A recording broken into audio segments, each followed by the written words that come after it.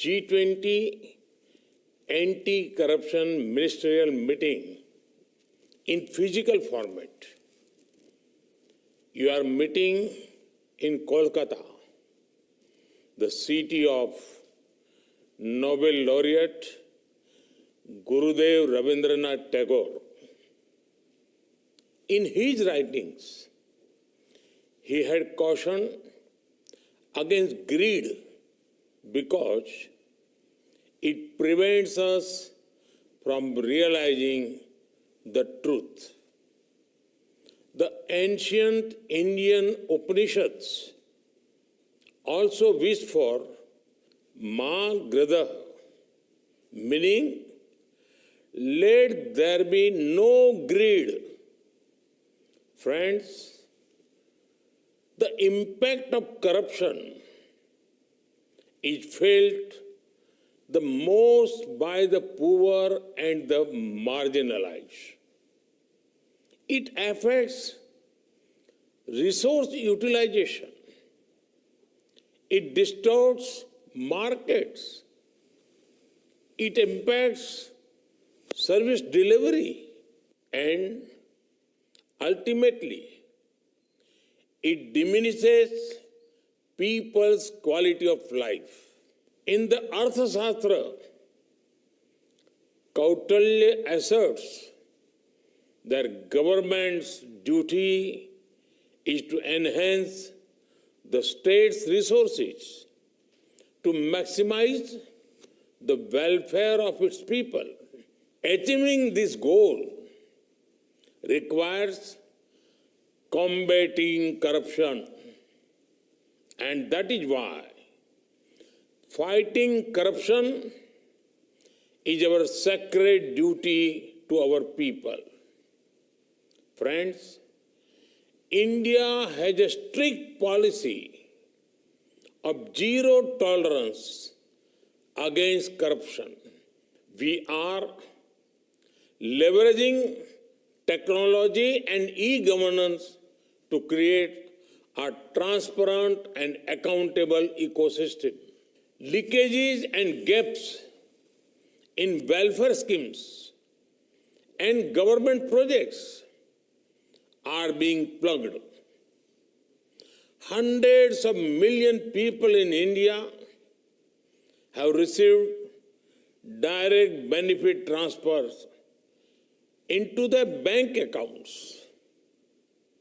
The value of such transfers has crossed $360 billion, saving us over $33 billion. We have also simplified various procedures for businesses. Automation and digitization of government services have eliminated rent-seeking opportunities. Our government e-marketplace or GEM portal has brought greater transparency in government procurement. We have also been aggressively pursuing economic offenders. We enacted the Economic Offenders Act in 2018. Since then, we have recovered assets worth over $1.8 billion from economic offenders and fugitives. Under the Prevention of Money Laundering Act, our government has attached assets worth more than $10 billion in 2014. Excellencies, the issue of fugitive economic offenders is a challenge for all G20 countries and for the global South. At my very first G20 summit in 2014, I had spoken on this very issue. At the G20 summit in 2018, I presented a 9-point agenda for action against fugitive economic offenders and for asset recovery.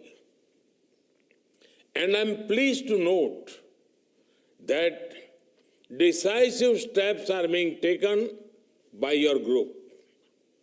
We welcome the action-oriented, high-level principles on 3 priority areas: law enforcement cooperation through information sharing, strengthening asset recovery mechanism, and enhancing integrity and effectiveness of anti-corruption authorities.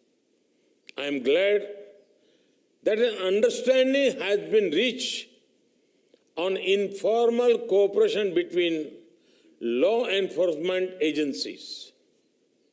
It will prevent criminals from exploiting legal loopholes when crossing borders.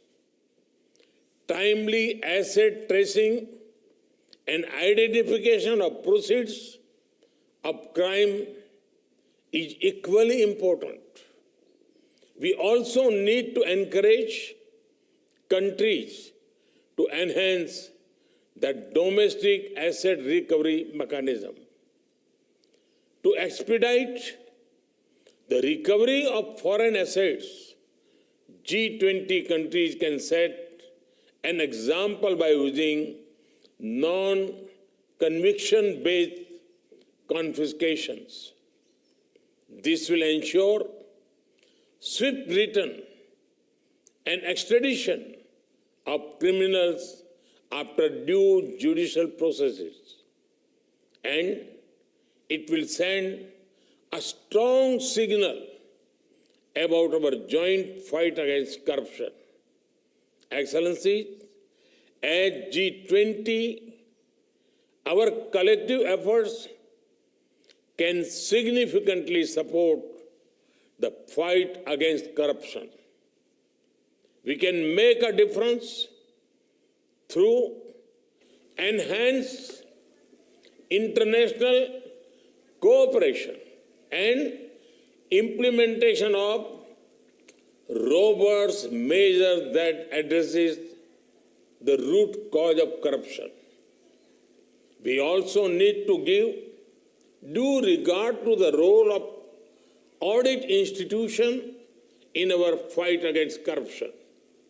Above all, besides strengthening our administrative and legal system, we must foster a culture of ethics and integrity in our value system.